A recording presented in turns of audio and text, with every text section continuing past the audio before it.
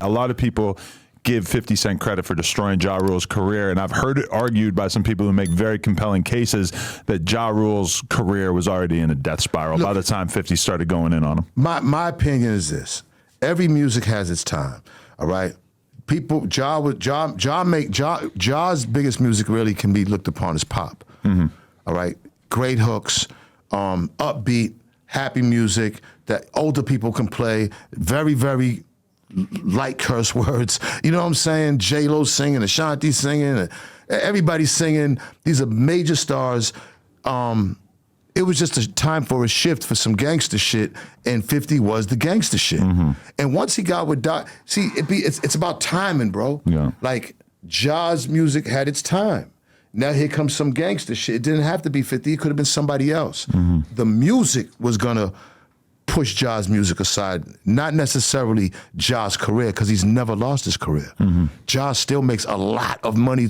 He's one of the few artists that can still make a lot of money touring around the world because them songs he did are timeless. And, you know, 50 being the bad guy and coming in, because remember, he came with the mixtape. It's not like he just came in and knocked Ja out. There was a few artists of that genre of music that got knocked out. You know what I'm saying? It just looked at Ja because they had the beef. But it wasn't Ja's career that died. It was that type of music that, you know what I'm saying, died. I heard somebody make this point the other day. I thought it was really well said, was that when 50 came out, that was the first time that you had the #1 rapper who was also the #1 street rapper. And that had never happened before. Because again, everything aligned up perfectly for 50. He got with Eminem, he got with Dre. Like, and then in New York, he already put in the work with the mixtapes for the street shit.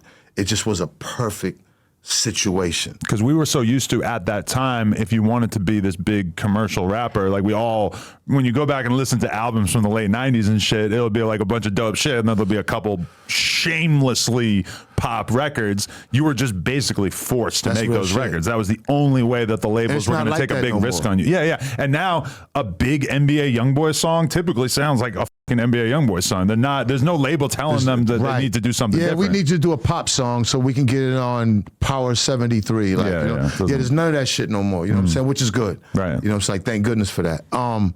I just think that, you know, it's like hip hop shifts, and Ja just got caught up in a shift. But like I said, them songs will live on. Like, he will perform them songs for the next, as long as he can perform them, honestly, because everybody grows with those songs. And people don't realize women, you know, people kind of, you know, when they think about Ja's career and Ja's, like, guys think about it through a beef situation, and beef situation usually comes through guys.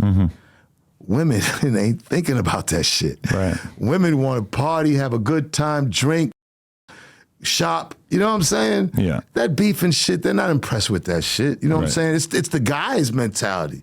You know what I'm saying? Even when they're older. Yeah, 50 Cent ruined Ja Rule's. Go ahead, man. His career, when I looked at it, it never got ruined. Like, you can't ruin a person's career, you know what I'm saying, that has sold the millions of songs that Ja Rule sold. But the other thing, too, is that they had the Murder Inc. Fed case at the time, which also makes it look as if Shady Aftermath had this gigantic victory over them, when in reality that Fed case made it like extremely hard for them to move as a cohesive business as well. I went through the same shit. You know, I got indicted with you know, like the guy at the Source Wire, you know what I'm saying, our accountant, and it was crazy.